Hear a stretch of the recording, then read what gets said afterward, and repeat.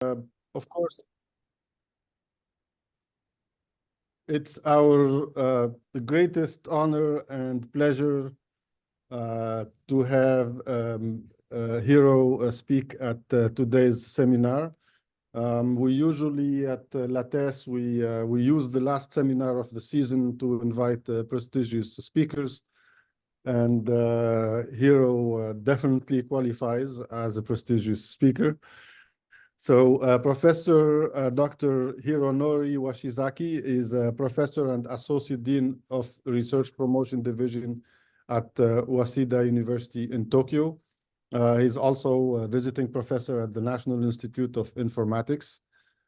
He also works as outside director of system information at EX Motion. He currently serves as IEEE Computer Society first vice president and has been elected IEEE Computer Society 2025 president.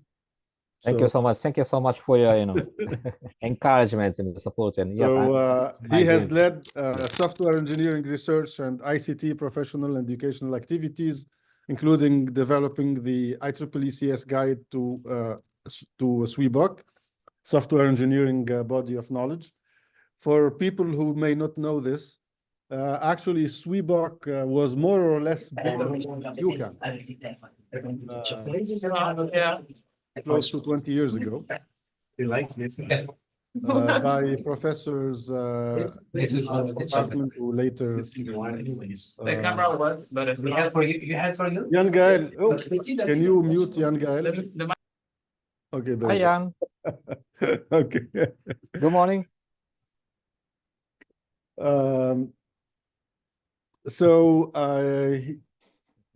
Yes, SWEBOK, the history of SWEBOK. SWEBOK started more or less from UCAM in the late 90s, I think, by yes, exactly. by two professors who moved to l'ETS, both of them, unfortunately. No, actually, some of them stayed here until they retired. And I'm actually using it in my courses. He has led many academia, industry, joint research, and large funded projects in software design, reuse, traceability, quality assurance, machine learning engineering.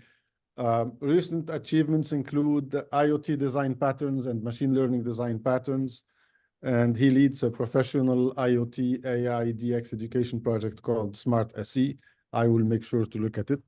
So thank you very much. And we're very pleased to have you deliver today's talk. Thank you. Thank you so much. Thank you for introducing me. So, hello everyone. Good morning in Canada, Montreal, and hello.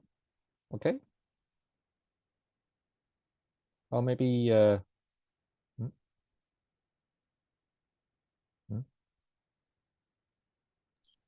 Yes, we hear you, Hiron. Okay. Then we can start.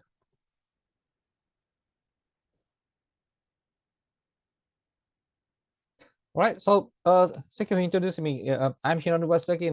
Basically, I'm working at Waseda University as introduced. So today, this is my, great pleasure to introduce you the latest update of SWEBOK guide evolution. Also, some other, particularly emerging areas, including machine learning patterns and also system model. Because I'm a pattern guy, so I'm very happy to introduce the concept of machine learning patterns and also related, techniques, particularly systems modeling and also machine learning patterns engineering. So let's get started. Okay, so as already introduced that, thank you so much. I have been elected at the Computer Society 2025 president. That I'm truly delighted to work with you in the years ahead and for society and also humanity and by computing and also information and technology. So first of all, since I'm in these years, I'm reading the evolution of SWEBOK guide. I'm very happy to introduce you the latest update of SWEBOK guide evolution, and then followed by much more specific topics, particularly machine learning software engineering patterns, and also integrated framework machine learning about machine learning system modeling patterns and also workflow pipelines. So let's get started.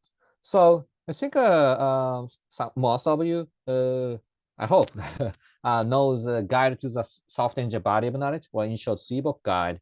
And yes, as you already mentioned that, yes, it was originally started by Montreal professors and also IEEE and to guide researchers and practitioners to identify and have a common understanding of generally accepted knowledge in software engineering.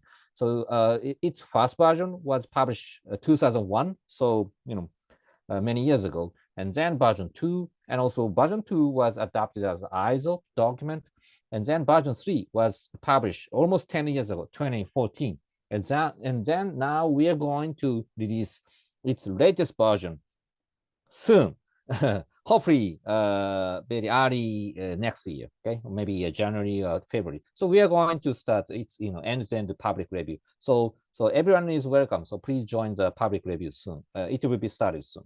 So SWEBOK guide is a body of knowledge. So body of knowledge usually consists of multiple knowledge areas such as software testing and software requirements and so on and so on.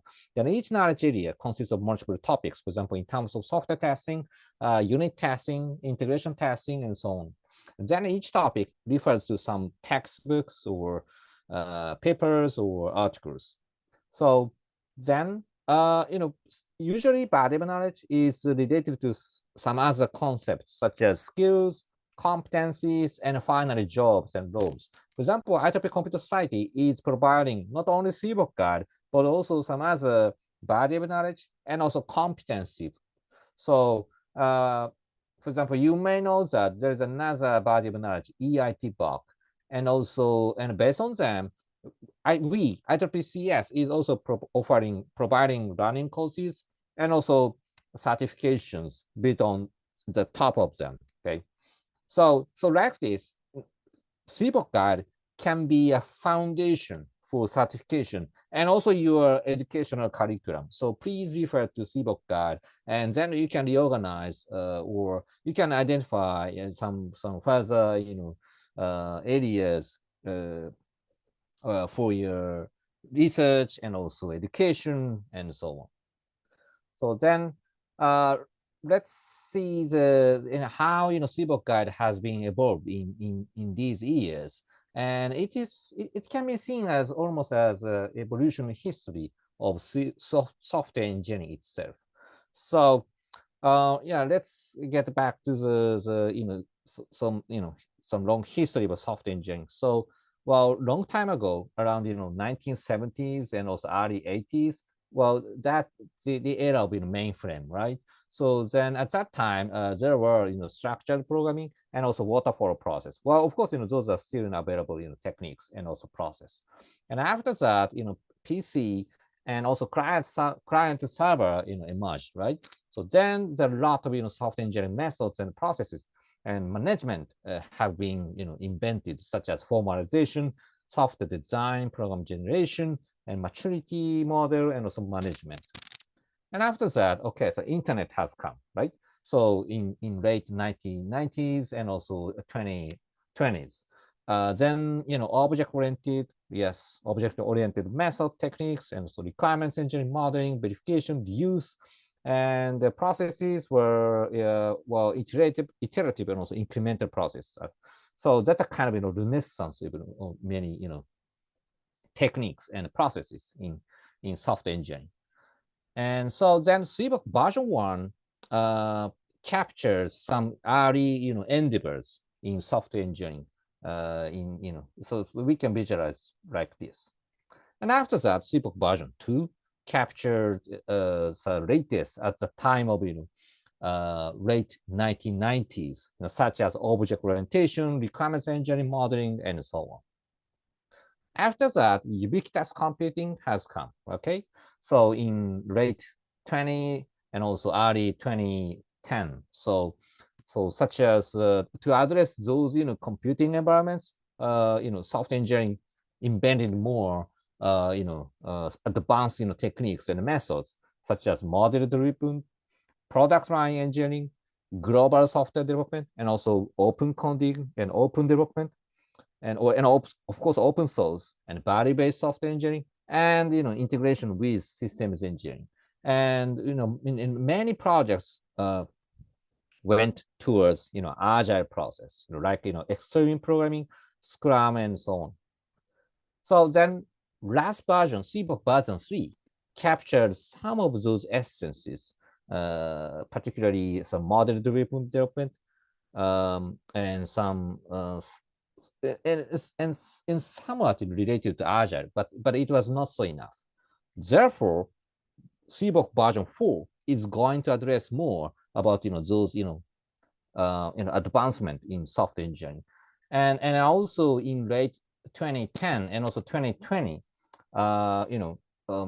computing environments move toward much more advanced and also distributed and also smart, such as IoT, big data, and also AI. So then to address those complexities, and also supported by data. Okay, so then software engineering community is moving towards much more empirical software engineering, data-driven software engineering, continuous software engineering, such as continuous integration, continuous deployment, and continuous everything. And also software engineering and IoT, and also software engineering and AI. And then processes move towards much more DevOps, and of course Agile as well. So SWEBOK version 4 is going to capture such latest, including Agile and also DevOps, and also empirical software engineering and IoT, and yes, AI. That's today's main topic. So okay, so this picture, this slide is going to show how we are going to evolve SWEBOK guide from version 3 to version 4. Okay, so left-hand side shows the table of contents. It means, list of knowledge areas in version 3, from requirements engineering to design, construction, testing, and maintenance. Okay, so these are in a kind of life cycle process, and then supported by configuration management, engineering management process, and so on. And also some foundations knowledge areas, such as computing, mathematical, and also engineering foundations. Then, to reflect modern engineering and also practice update, we are going to add, firstly, some important major new knowledge areas, including software architecture, software operations, and software security. Okay, so firstly, yeah, of course, perhaps I always take some question like, well, okay, but software architecture is quite classic topic, right? So why now, right?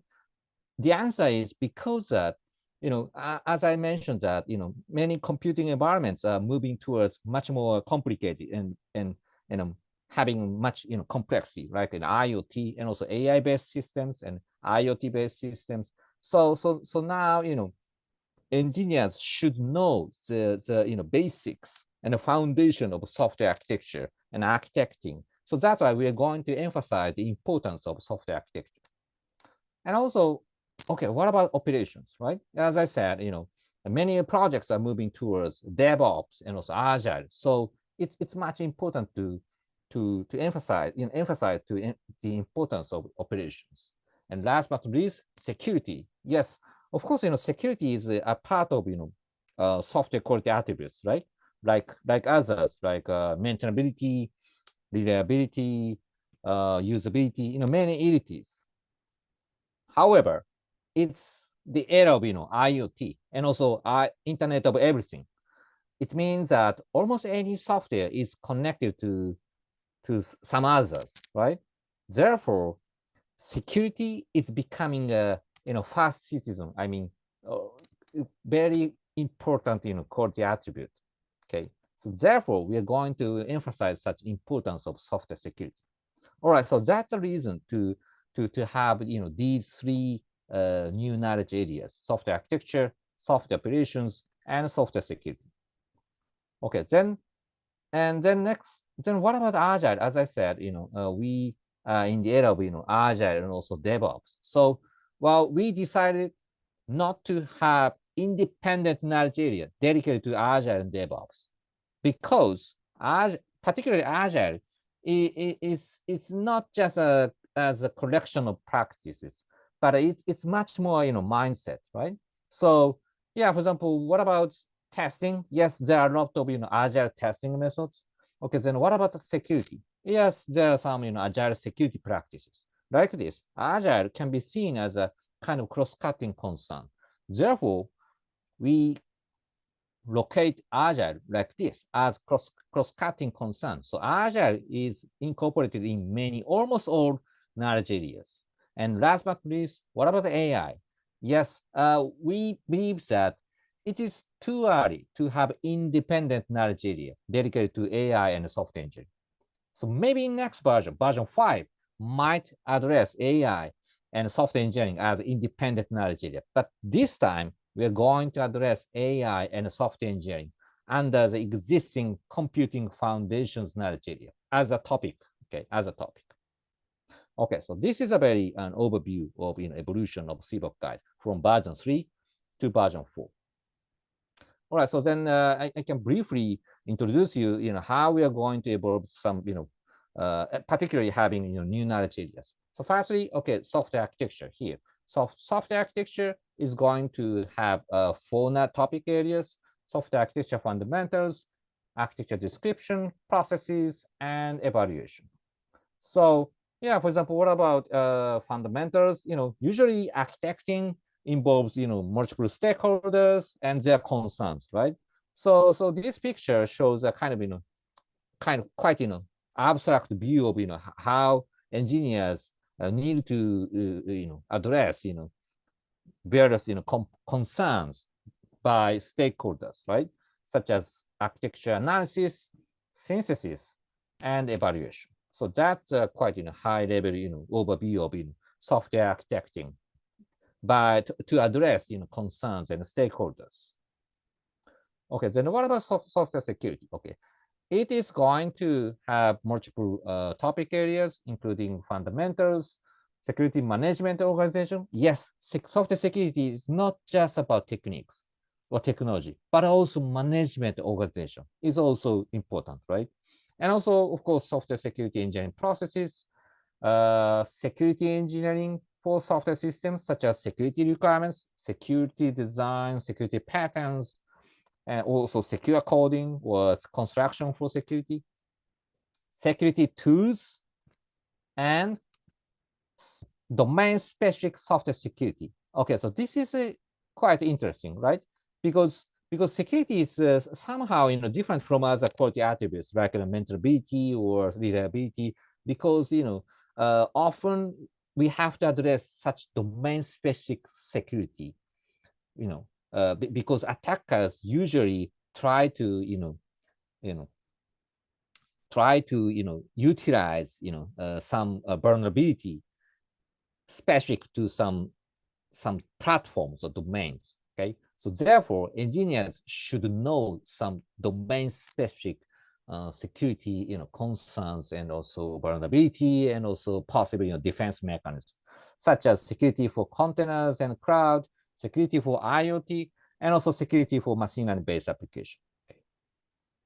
Yeah, for example, what about security? Again, I'm a pattern guy, so I have been researching in security patterns a lot, and according to our investigation, the most well accepted security pattern is role-based access control, or in short, RBAC. Okay, so RBAC can be documented like this usually.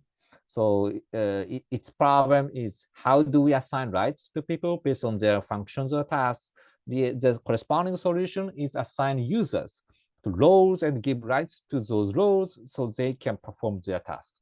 So usually, pattern looks like this. Okay, pattern is a pair of problems and also corresponding solutions under specific context. That's typical form of documentation of patterns. Then what about operations? So, well, operations knowledge area is going to have multiple topic areas, including operation fundamentals, planning, delivery, control, and practical considerations. And followed by operation tools such as containers, virtualizations, and testing, and also monitoring. So, then well, particularly, this knowledge area is going to address, DevOps, concerns. Okay. All right. So then, as I said, it's very important to recent, modern software engineering processes like Agile and DevOps, and in this, Agile is a kind of paradigm shift, rather than just a new collection of practices. So Agile has direct and also indirect impacts on both engineering and the management level. So that's why we are going to address Agile into most of the knowledge areas, such as Agile testing, Agile security practices, and so on and so on. Okay. And also DevOps is also quite important because it affects decision making at almost all levels of the software engineering process and knowledge areas. So once again, Agile and DevOps can be seen as a cross-cutting concern across over almost most of knowledge areas. All right, so then finally, okay, what about AI? Because it is the another main topic of my talk today.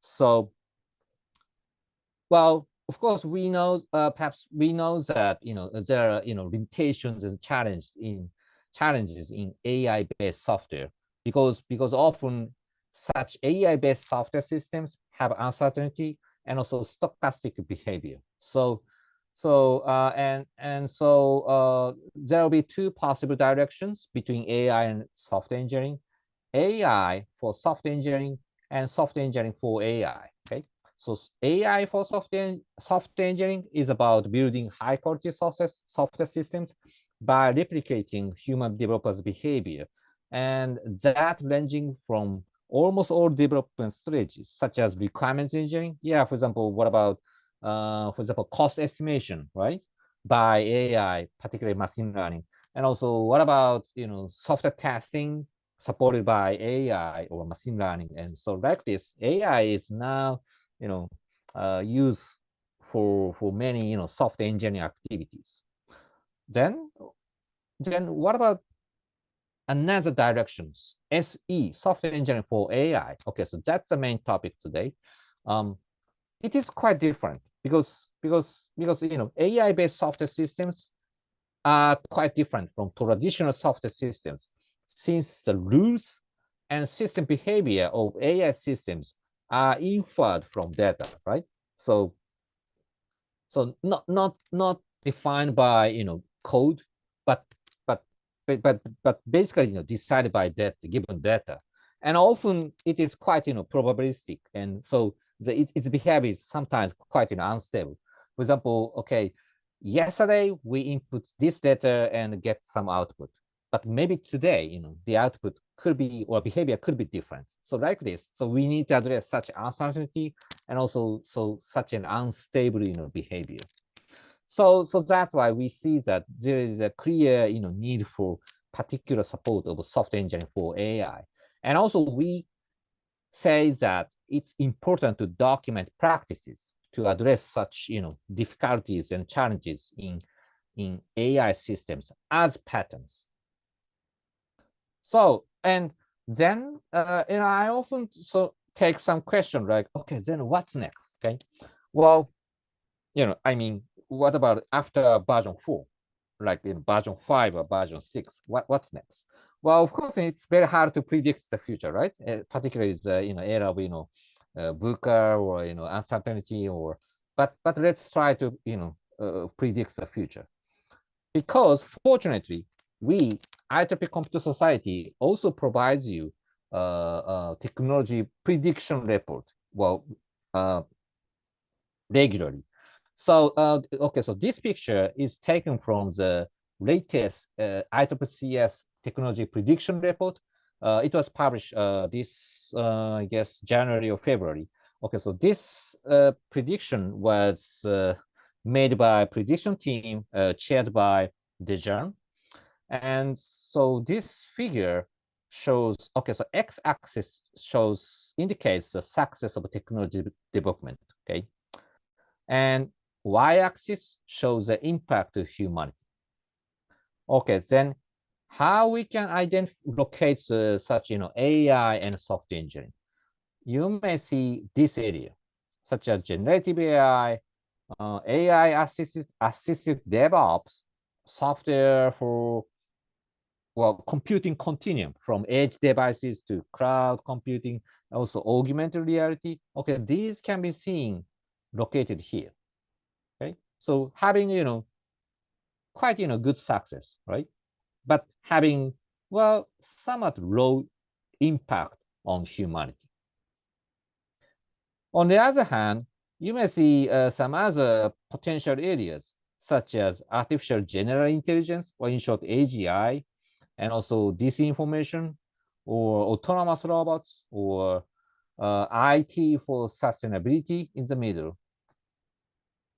So I would say that, okay, so this area could be seen as kind of, chance of success is higher than impact on humanity.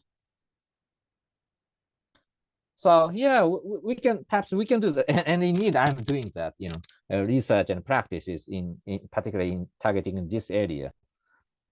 But what about another area, particularly here? So we can say that in this area, there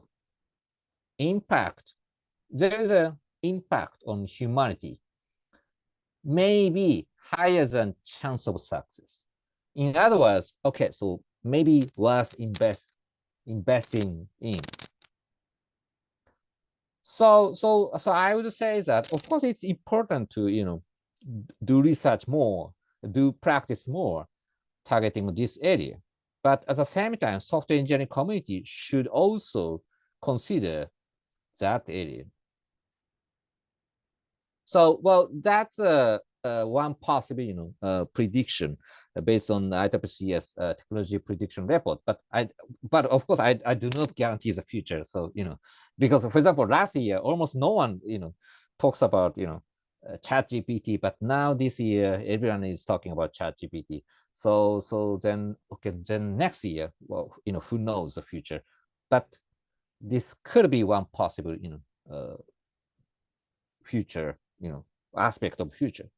So I would say that maybe the future version of SWEBOK guide, for example, version 5 or version 6, might address such emerging computing environments and also emerging aspects like generative AI, foundation model, autonomous, and also quantum computing, and also computing continuum from edge computing to cloud computing. So then software engineering is expected to address such new computing and also new aspects such as software engineering and generative AI, software engineering and quantum computing, and also sustainability should be the key, okay? And also software engineering for autonomous and also computing continuum. And the process could move towards much more AI assisted DevOps. That's a part of prediction in the IWCS report. All right, so here's a summary of the first part. So I just briefly introduce you the history of software engineering and also align with SWEBOK guide evolution from mainframe to foundation model and also quantum computing. And then SWEBOK guide version 4 is going to address new areas such as architecture, operations, and security, and also Agile and DevOps as cross-cutting concern. And yes, also we are going to address somewhat AI and software engineering, okay? And so its public review will start soon. So your voice, your feedback is truly precious. So please, join this public review. It will start soon, okay? Hopefully before Christmas, I hope, okay? All right, so then based on SWEBOK guide, we may consider that, for example, establishing and revising education and training program, such as, for example, university curricula, or improving engineering processes and activities, or identifying research areas and topics. And as I said, next version 5, may address the future of software engineering, such as software engineering and generative AI, quantum computing, sustainability, and maybe computing continuum. Okay, then I think I continue my talk, and then finally we can have some discussion. Okay, all right. So then So okay, so based on such very general introduction of SWEBOK guide evolution, okay, then I'm going to introduce two much more specific topics in terms of machine learning software engineering patterns and integrated framework, including machine learning system modeling, patterns, and also workflow pipelines. Okay, and well, so these are somehow achieved by international collaboration, including Jan. Yesterday he is there, and also Foods and some other collaborators. All right, so okay, what are machine learning patterns? Okay, so I can introduce you by using a very simple case example case. Okay, so let's assume that we wish to identify the type of music instrument for the sound picked up by your phone, such as iPhone or Android, and achieve recording and response according to the type, such as piano or violin or. However, of course, the memory and also performance of your phone is limited, so that large deep learning model it cannot be deployed. Okay, so then how we can do that?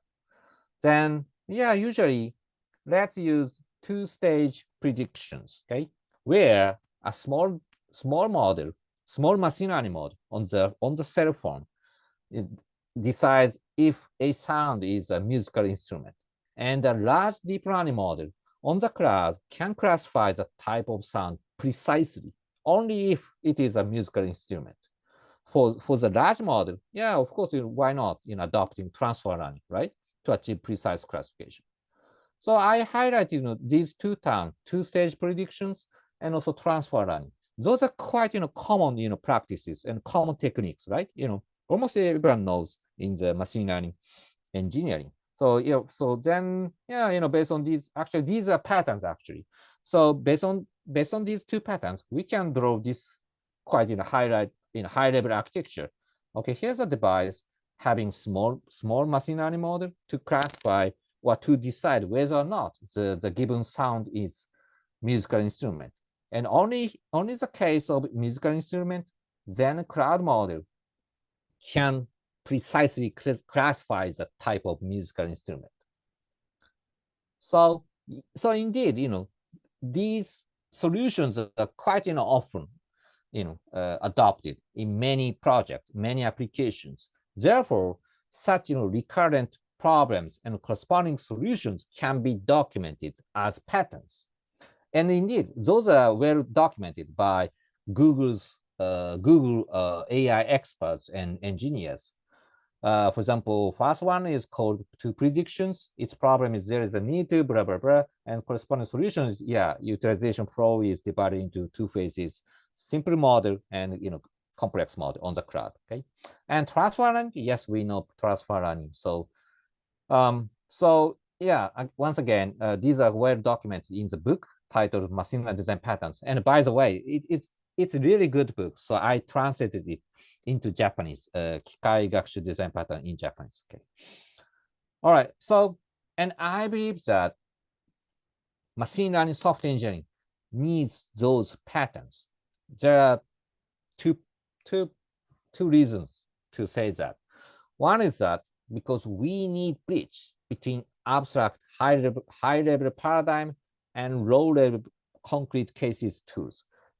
Indeed, there are a lot of high level paradigm, and at the same time there are low level concrete case studies or Stack Overflow discussions or or Jupyter Notebook code examples, and but we are missing how to fill the gap between such a high level paradigm and also low level concrete things. So patterns can be a bridge because patterns document such know why and also know what and know how, and also by using patterns we can reuse solutions and also corresponding problems, and then we can get consistent architecture. Another reason is that often machine learning software development involves many different stakeholders, not only software engineers, but also data scientists, domain experts, network engineers. So it's a kind of much more, variety of, more, different, stakeholders and disciplines. So we need common language to have smooth communications among those, different stakeholders. So I believe that patterns can be a kind of such common language to establish, smooth communications among those different stakeholders.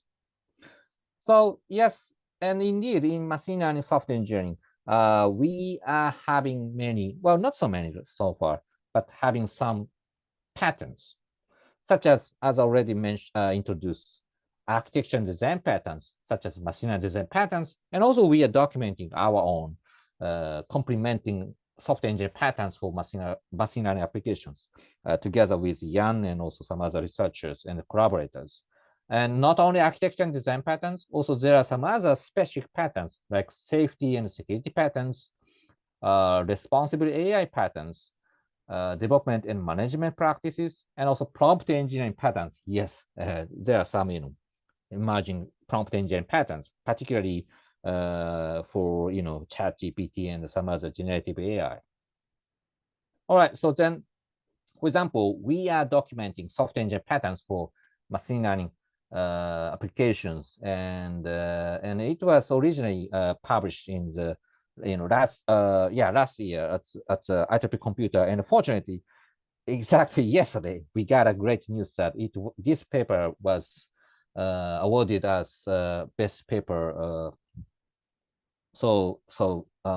Well, we are really happy to hear that, and so we identified 15 patterns extracted from around 40 scholarly and also gray documents. And also we classified them into 3 types: topology patterns, programming patterns, and model operation patterns. Well, topology patterns more about like architecture patterns, while programming patterns like design patterns.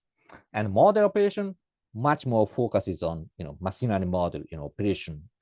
Yeah, for example, what about programming pattern? Here's a one quite known example: encapsulate machine learning models within rule-based safeguards, right? Particularly for targeting safety critical systems. It's very hard to rely on directly the decisions by machine learning models, because it's quite uncertain and kind of having stochastic behavior. So it's important to encapsulate functionality provided by machine learning models and by using rule-based safeguard. Okay, so it's a kind of combination of deterministic rules and machine learning models. And another well-known pattern is explainable proxy, because often deep learning models are quite precise but quite black box. So it's hard to explain why you got this decision or prediction. And so we often try to employ another much more explainable model as proxy, like for example decision tree, right? But often then how we do that, we need to monitor the difference between production model and proxy model, and if the difference becomes quite large, okay, then we have to do something such as retraining or even modify the model and so on. So explainable proxy model is a quite well-known model operation pattern. So then the question is how actually industrial practitioners are familiar with those machine learning patterns. So yes, we did some survey about that. So we did a questionnaire-based survey targeting more than 100 developers, okay? And then we identified that, well, unfortunately, industrial developers were unfamiliar with most of those patterns. However, most respondents indicated also that they consider the use of those patterns in their future design. Okay, that's a good news. So we believe that by promoting more of those patterns and also supporting them to utilize those patterns, such as pattern application and also pattern detection, then they can utilize more those machine learning patterns for their own machine learning application development. So that we are thinking, based on this survey result. So that's why, okay, so we are working on some machine learning patterns engineering, such as machine learning pattern extraction, machine learning pattern detection, and also machine learning application. So machine learning pattern extraction is about identify and formulate recurring problems and solutions into the form of patterns, right? And detection is about detecting known patterns in our or in their own products or processes. Application is, of course, apply existing patterns into their concrete products or processes. So machine learning software engineering needs such support of machine learning pattern engineering, such as extraction support, detection support, or application support. Yeah, for example, we are currently working on machine learning pattern detection, okay, with Yan and Foods. So yeah, we just last week, we presented this preliminary result. So, but the problem is that even the same machine learning pattern can be applied in different ways, okay? Because pattern is a kind of abstract concept, so its instances could be slightly different. For example, this is a example of embeddings pattern, okay? Well, embeddings is quite well-known technique, to embed, of course, semantics into the vectors, right? And right-hand side shows implementation of embeddings by using PyTorch, and right-hand side shows the exactly same pattern instance by using different environment. So the question is how to address such difference of implementations of the same pattern. So the answer is, well, okay, so it is naturally to adopt machine learning, okay? So machine learning pattern detection by machine learning could be quite straightforward and quite natural application. So okay, so this figure shows overview of our technique. Consists of code feature encoding, code feature vectorization, and then finally feature extraction and classification. We are currently adopting quite simple machine learning models such as text CNN model. Okay, and then yeah, for example,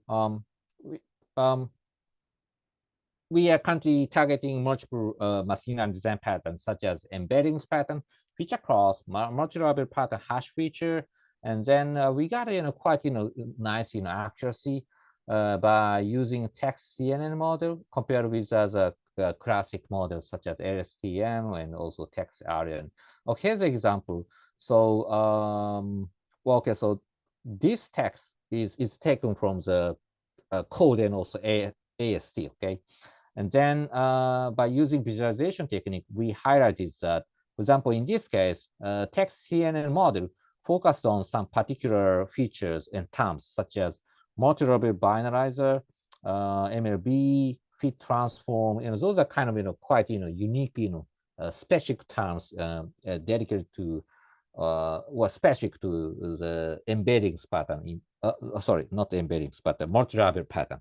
So like this, we can easily detect machine learning design patterns in the code by using machine learning. So, okay, here's a summary of the second part. So I said that machine learning software engineering needs patterns. I believe that. And then in the future, you may or we may consider that extracting more patterns addressing specific quality attributes such as machine learning security patterns, machine learning reliability patterns, and so on and so on. And also there are a lot of research opportunities, including detection and also application particularly over different patterns and areas. Yes, indeed, now, many disciplines are, connected together, such as machine learning, IoT, and also Agile. So, okay, so what about the connection between machine learning patterns and also IoT patterns and also Agile patterns? So that could be another possible, research direction. And last but not least, okay, how we can incorporate those patterns into machine learning system processes. Okay, I already mentioned about detection. Okay, but what about application, and also what about extraction? Still, we need more research and practice for that direction. So that's why, okay, finally, okay, time summary limit, but so we are also working on integrated framework to address patterns together with machine learning system modeling and also workflow pipelines. All right, so okay, so this slide is going to show the motivation of why we need such integrated framework. Okay, because during machine learning system development, we need to address a lot of different concerns, such as business concerns, system concerns, software concerns, and of course, machine learning software concerns. And particularly, we see that some concerns, such as business concerns, also system concerns, can be a kind of definitive, such as cost, stakeholders, integration, safety, and reliability. Meanwhile, some concerns, particularly machine learning concerns, are kind of based on experiments, such as machine learning performance, model architecture, and data quality. And so we need to do kind of try and error, and based on experiments. So the first question is how to address such multiple different aspects, but in traceable and also consistent way. So we are currently working on meta model based multi-view modeling to address those multiple different aspects. And another question is how to align such in different natures, definitive natures, and also quite experimentative natures. So we are currently working on pipeline integration and also ML ops. And then how we can incorporate machine learning patterns, such as already mentioned, machine learning architecture and design patterns, but also safety patterns and also responsibility patterns. Then yes, we need to address some application with configuration into machine learning system lifecycle process. Okay, so then maybe next few minutes. Then okay, so this is a high overview of how we are currently addressing a multi-view modeling, targeting machine learning systems, such as AI project canvas and also machine learning canvas to address values and also machine ML ops and also architecture by architecture diagrams, of course, and also goals addressed by some goal models like chaos and safety aspects. Well, there are a lot of good safety engineering methods such as stamp STPA and also safety case for argumentation. So, but the question is how we can ensure consistency, also traceability amongst those different diagrams and models, right? So we establish a meta model, a kind of group, to connect such different concepts, different models together, okay? Such as, for example, AI project canvas and machine learning canvas, and also chaos goal model architecture, stamp STPA, safety case, also machine learning workflow pipeline. So we need to connect together based on the single meta model so that anyone can trace, for example, from customer to, for example, safety case or some safety concern to architecture, or so engineers can trace, and also we can ensure some consistency based on this meta model. Okay. Oh, and fortunately, this concept was also awarded this year at the IEEE International Conference. So then, based on such meta model, then we also establish integration between machine learning system modeling and workflow pipeline. Okay, so firstly, engineers can do requirements engineering, such as requirements analysis and also architecture design, by using our modeling tool. And then, of course, engineers need to do more training and evaluation, right? Then what's next? Usually in ad hoc development, engineers do some, okay, so training again, or data set engineering, or a kind of very ad hoc, right? We do recommend engineering. So engineers, our modeling tool can visualize where's the issue and which models or which goals are not satisfied right now. We can visualize such issues. Then engineers can add some strategies. Like, for example, okay, we may apply, for example, DNL repair or DNL debugging or testing. Or then based on such engineering decisions, then the engineers can do further workflow pipelines like DNL repair and evaluation again. And finally, then we can visualize how those issues have been resolved. So that's the kind of back and forth process between requirements and architecture modeling and machine learning configuration, training, evaluation, and repair pipeline. So okay, here's a simple example case of image classification in the domain of self-driving.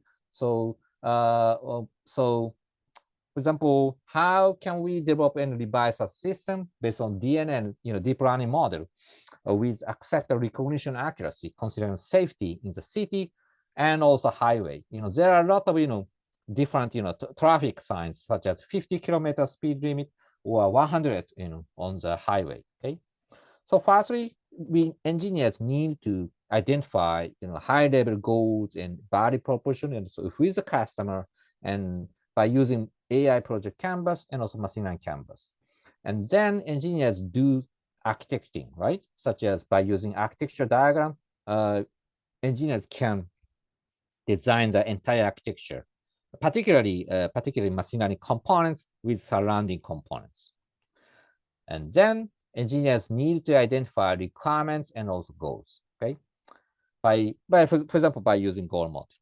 Then do workflow pipeline. Okay, so then engineers can get some results.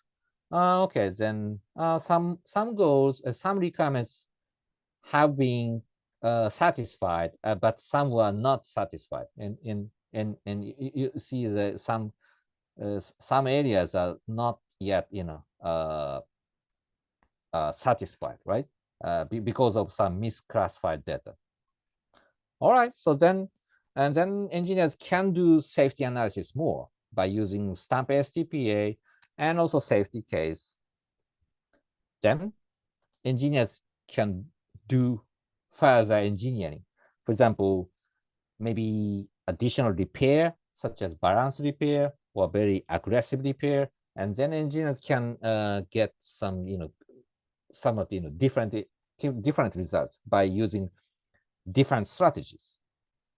And finally, engineers can consider further improvement, such as dataset revision or architecture revision or refinement, or maybe go back to the original business goals, and they may refine the original business goals.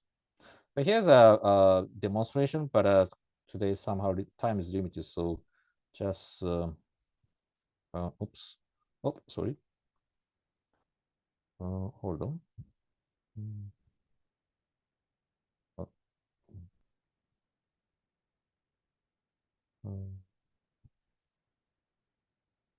Oh, okay, here. Sorry.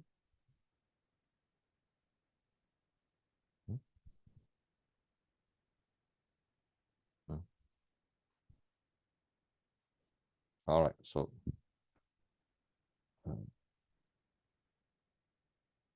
finally. So for example, we built a modeling to support such high level goals and also low level requirements. For example, this shows AI project canvas to model business requirements. And then okay, so I skipped some details, but and then okay, this is the architecture diagram, and then yes, okay, so this is a goal model to see, for example, okay, for example, this goal is saying that achieve reliability on important classes in suburban area. Okay, this goal then has been, broken down into multiple, much more concrete goals and requirements, such as prioritize precision of traffic sign, blah, blah, blah. And finally, you may see a very much more concrete requirements, such as achieve precision, speed limit 20 kilometers is larger than 90%, okay? Something like that. Okay, then, and also engineers can identify some security concerns and also risk. And then maybe skip. Okay, then engineers can do training via this modeling tool. For example, in this case, users are going to select some model and then do training and evaluation. And then, okay, this part I will skip. All right, so then this user is going to visualize which model, which requirement and which goal has been, satisfied and which are not. You see that, we highlighted that in the colors that some goals were not satisfied, okay, on this, goal model. So you can, so like this, engineers can easily see, how, currently, machine learning model is good or not, based on the very precise, goals and requirements. And then in this case, all right, so the user is going to specify here some repair. So repair is about to specify, which area or which class should be improved more, okay, while keeping some other classes with some certain, degree of, classification. And then and some do repair and all right, then finally we are going to see that by doing machine learning model repair or debugging, then some requirements are going to be additionally satisfied by the improved machine learning model. So, okay, the user is going to get the result. And okay, then, yeah, it takes time. Yes, all right, so see that. Well, still, still some goals are not yet satisfied, but most of goals are now, satisfied by such improved, improved machine learning model.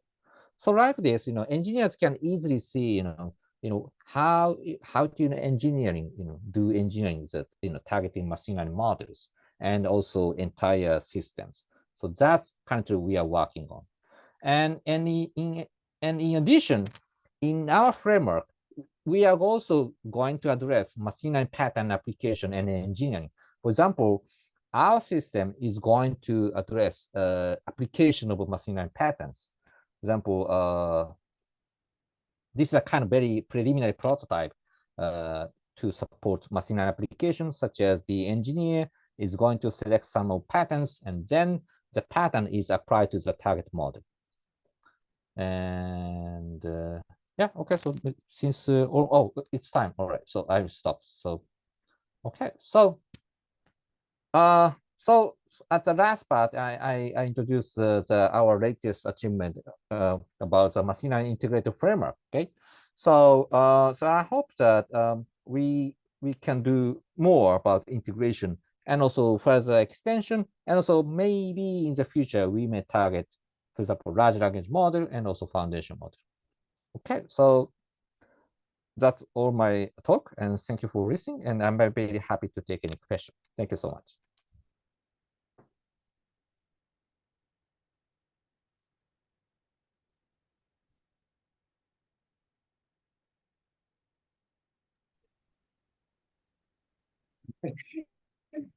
So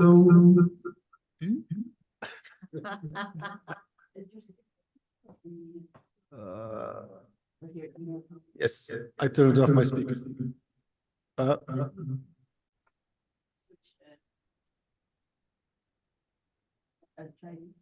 Okay. Okay. Yeah, this is better. Wow. Quite a talk. Thank you very, very much. Very eye-opening, thought-provoking talk. I have many questions, but I think I will take questions from the audience first.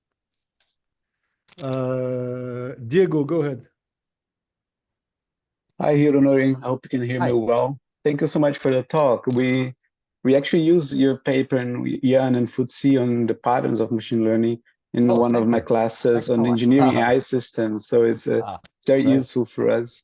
My question is, I understand from industrial partners we work with, one source of attrition is that we have two very different type of professionals working on those systems, right? You have the data scientists, the machine learning expert that works in the ML pipeline. You know, they try to build the best model as possible, and they have the software engineers which want to release the system. They have the whole systemic thought in place. And you had that slide in 29 that you had like the definite versus the experimental, right? Which is where attrition comes into play, because they sometimes don't even speak the same language, right? So my question is, like, from your experience, what has been some good solutions to try to, you know, bridge, you know, data scientists and the sort of data ML driven sort of way of solving problems with the software engineering side that you've seen working well in the past? Thank you. Diego, thank you so much. That's a truly important question, and well, we are still working on that. Well, of course, you know, we believe that, and by the way, thank you for referring to our patterns. But we believe that patterns can be one more possible solutions to fill such a gap between such data scientists and also much more experimentative, right? But also software engineers and much more definitive. And so well we somewhat believe that patterns could be one more possible solution to fill the gap, but we need more, right? So that's why we are currently trying to integrate those two different concepts based on meta model and also workflow pipeline integration, but maybe those are not enough to integrate or fill the gap. So we still need, for example, there'll be much levels of patterns. Today I introduced you some kind of quite abstract patterns, but there will be some much more concrete patterns. For example, very concrete patterns for data scientists, and also much more concrete patterns for software engineers. And but still those different concrete patterns could be somehow coordinated based on meta model and also a kind of system of patterns.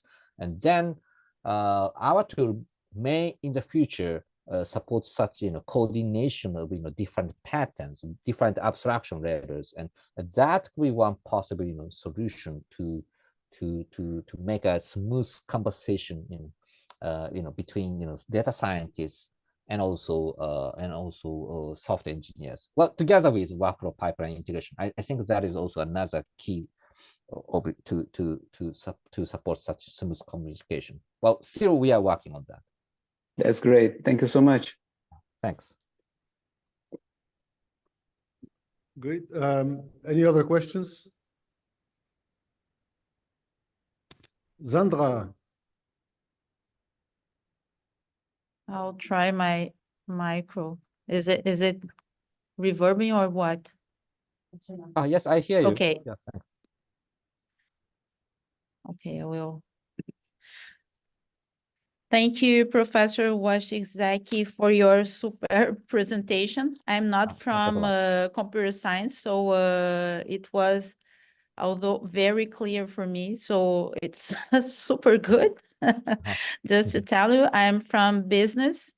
And as a person of business, I was wondering the part of the users you're gonna play in your model, because you're talking about exactly build this bridge in terms of, the abstract and the concrete.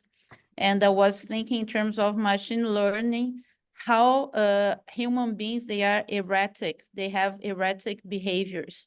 So how can we do this kind of modeling and answering good questions? I was just thinking, for example, if I want to ask to the system, which would be the healthier breakfast for me.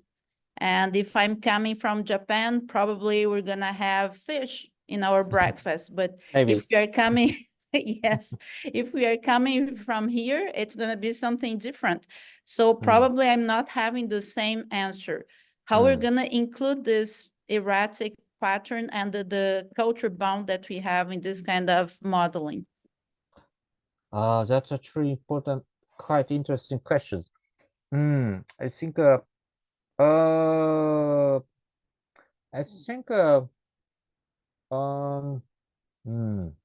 a well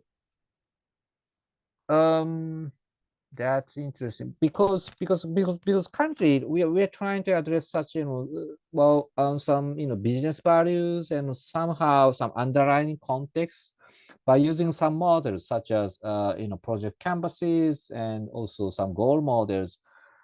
But perhaps maybe we may also consider such some context models behind those projects and also goals and so what's underlying assumptions, and yeah, maybe we should explicitly address such context behind these projects and also goal models. And so yeah, maybe we should think about that. That's a very interesting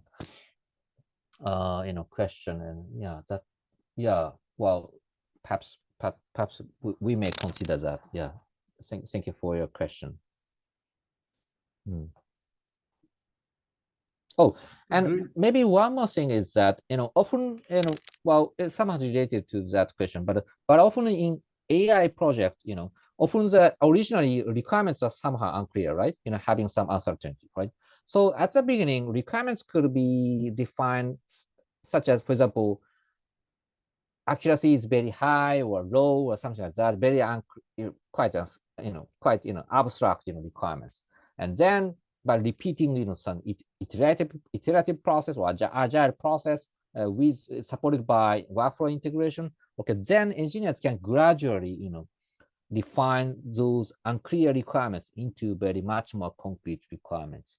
And so I think such process support and also workflow integration could be also somewhat supportive to address such some uncertainty and also or change or variety of different requirements. Well, again, it's just one possible solution. So, but I think we need to also address context underlying these goals and canvases much more clearly. So again, once again, thank you very much for your question. Very good. So I'll take a question from Jan's group. Hi, Jan. Hello. Hi. How are you? Oh, good. Good. Thank you for your talk. Thank you very much. It was very, very interesting. So to change the tack a bit, I'm going to ask a question about the SWEBOK. Can you go on your page 8? I think it was page 8. Okay. Yep. Oh yes, exactly. So I really found like the new addition to SWEBOK very, very exciting. But then when I saw this thing about security, so you have this specific column about security management and organization. I was wondering if we should have the same for everything, actually: maintenance, evolution, development. Management is important, right? Like, please have to think about how they will evolve their system, how they will maintain the system. Think about that. Wow. Maybe you can say that in our public review soon, but I see. Maybe that's true. Not only about security, but also almost any any aspect could somehow address such management, also organizational aspect, right? Such as Well, that's true. Well, perhaps that's a good question. Well, particularly, because when we try to, have, this new knowledge area, okay, then, particularly security is not just about, technology or techniques, but also, management and also organization. So that's why we are going to have, this topic area, security management or organization. However, yeah, you are right. So, such, management organization aspect could be additional, cross-cutting or concern, right? Could be related to most of knowledge areas.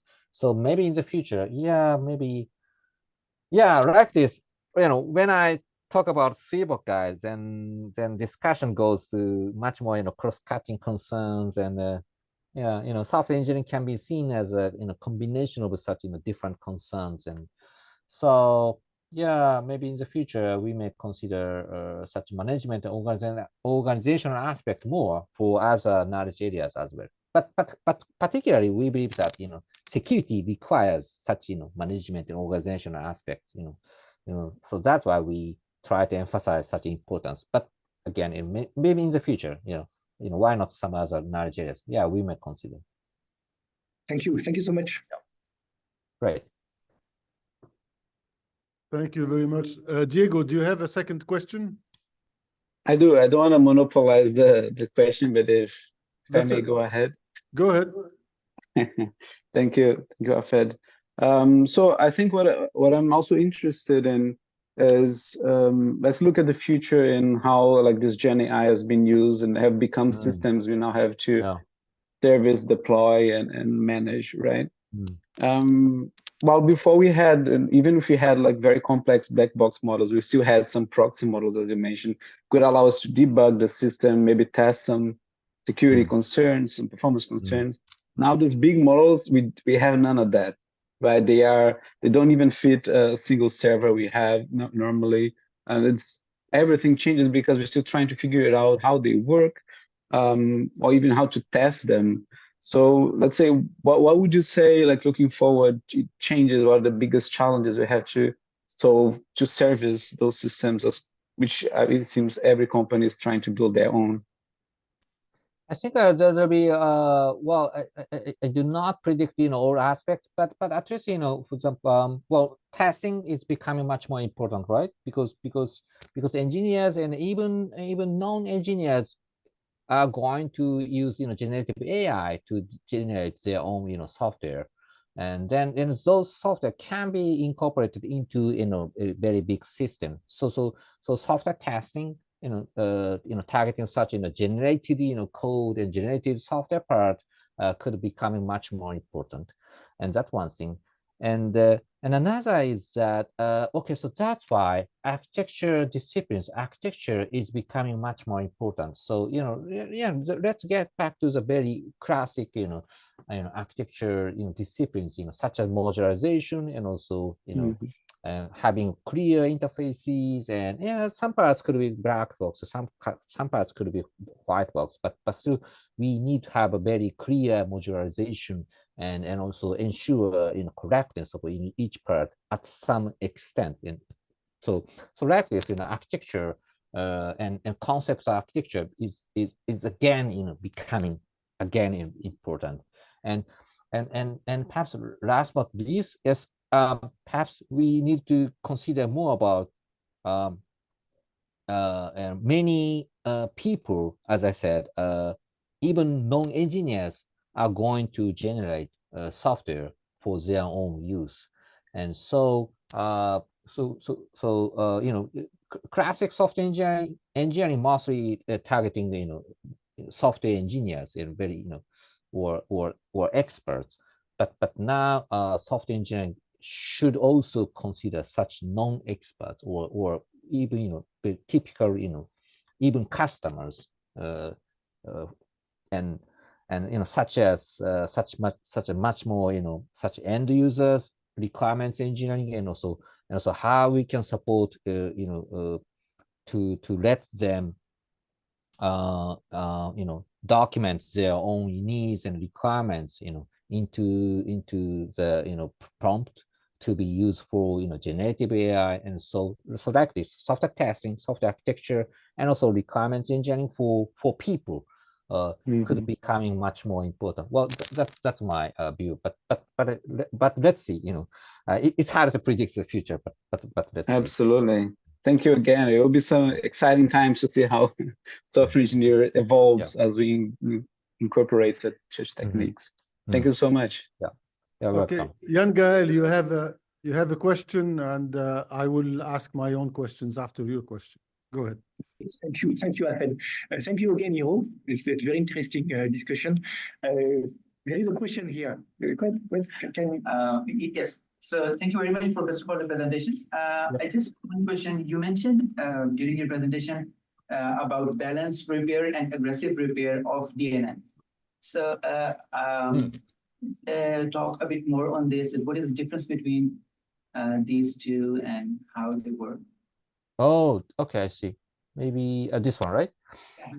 Yes. Okay. So actually, when we try to, well, actually it depends on the different types of repair techniques. But currently we are employing some DNA repair techniques, focusing on some particular classes while keeping some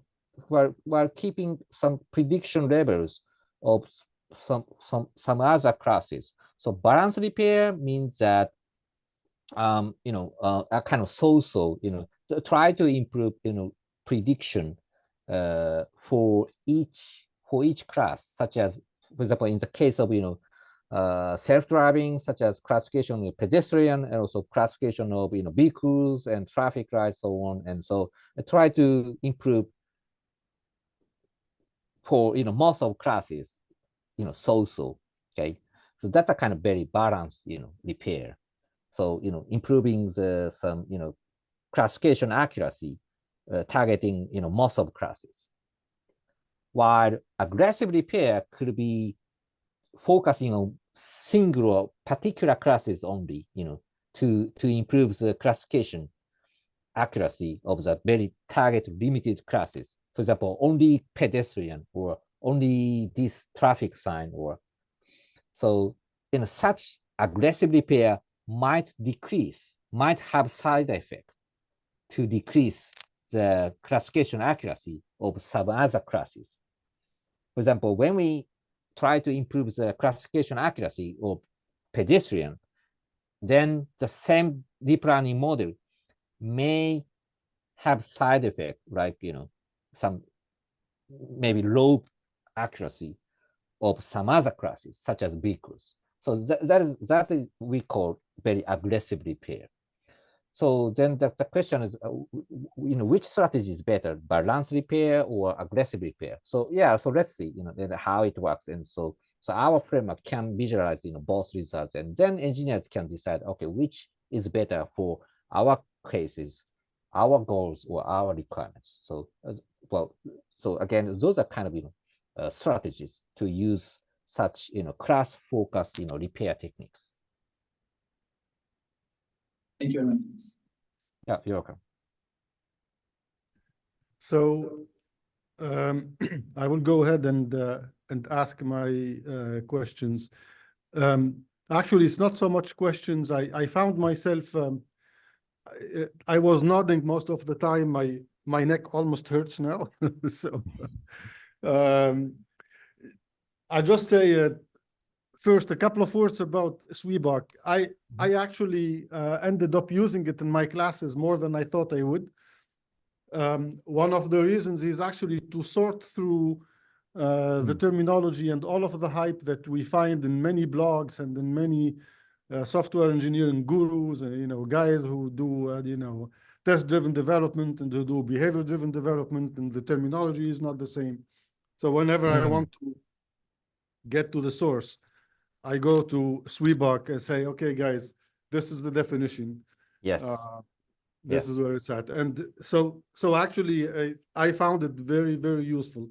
And I have been using the version 4 draft in my slides. So I was very happy with that.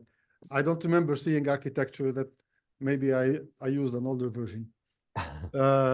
So for anybody who teaches software engineering, it's a must read and must have resource. Yeah, thank you so much. Yes, indeed, software engineering, SWEBOK you should be, almost right. sorry, go ahead. Should provide a kind of terminology, right? Because Yeah, often yeah. in software engineering, sometimes even the same term means something different, right? Okay, architecture means this or that, or so we need common terminology. And so yes, as you mentioned, that we believe that the SWEBOK guide can be a kind of very solid foundation to provide very stable terminology. Yes. Yeah, great. The second thing I want to comment on, and I will say this facetiously, but you almost made me a believer in AI, in software engineering for AI. But no, actually, I see Diego laughing. What I like to, I'm old enough that what I like to tell people is that AI for software engineering, that's very old news. And actually, what people don't know is one of the first big initiatives in AI was for software engineering. It was called the Programmer's Apprentice. It's a project that was done by Charles Rich, and the other guy's last name was Waters. And they used symbolic AI that was fashionable back then. And I remember reading a report that was produced for that project. The report was like a summary report. It was published in '84. So Diego wasn't born probably yet. So wow. Wow. So the project ended around 80, and some of the tools that we take today for granted actually came from that project. Like when you're writing code, the code completion, the stuff like that, that's based on a grander idea, but that came from the Programmer's Apprentice. So actually, software engineering for AI was one of the foundational applications for AI. So it's right. interesting that, I totally agree GPT, that, but actually AI was interested in helping people program long before chat GPT. About of timing for market. Yeah. That's the point. I was very intrigued by some of the patterns that you showed. And so there is what you call the proxy pattern. You mentioned IoT with AI, and also you mentioned medical applications. So in one project that we tried to get funded and we haven't managed yet, the get out of bed, it's a medical application for fall prevention for seniors. Okay. It's not fall detection. Fall detection is easy. You just I see, GPS. but how to address, right? Okay. You just need an accelerometer, but it's fall prevention that's difficult.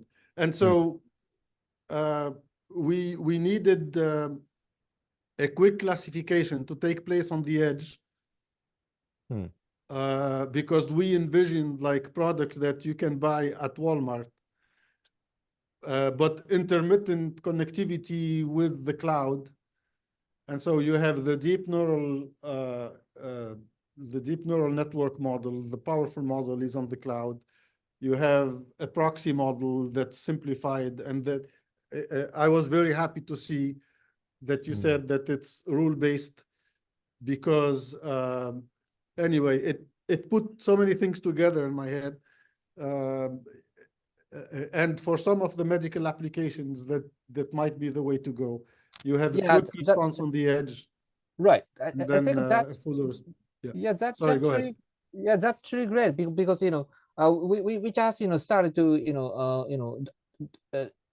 documents kind of high level common general machine patterns, but like proxy model pattern or something like that. But such medical or such much more domain specific and in very concrete pattern should be also identified and documented, and then we should organize them in, and then how we can guide engineers from abstract common patterns to much more domain specific very concrete patterns, and then maybe back and vice versa. So perhaps we need to document and organize them more, and yeah, that's a quite promising and important direction, I guess. So again, thank you very much. This was all music to me, to my ears. So we have maybe one last question from Abdel Rahman.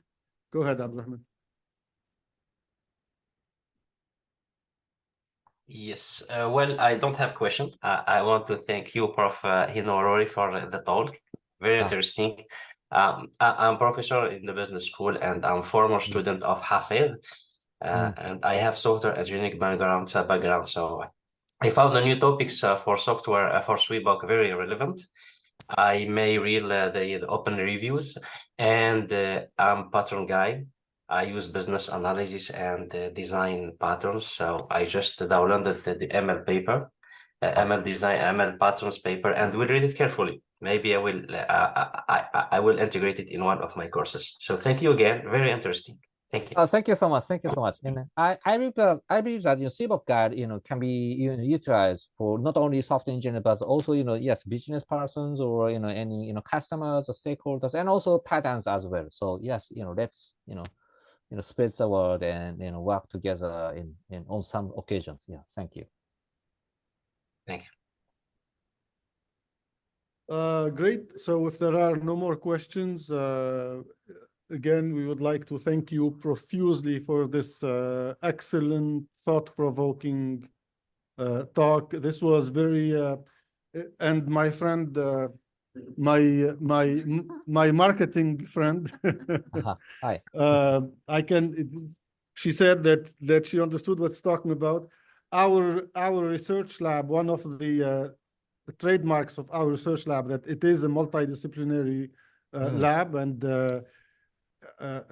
sometimes we doubt whether that's appropriate, but you reassured us in the belief that it's the right approach.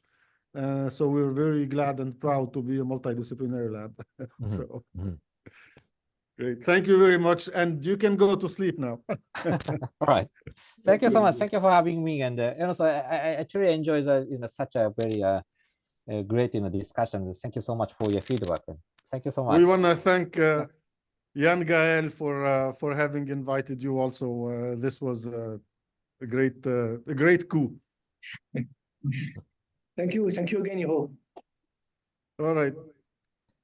Thank you so much, and see you next time. Arigato. Arigato.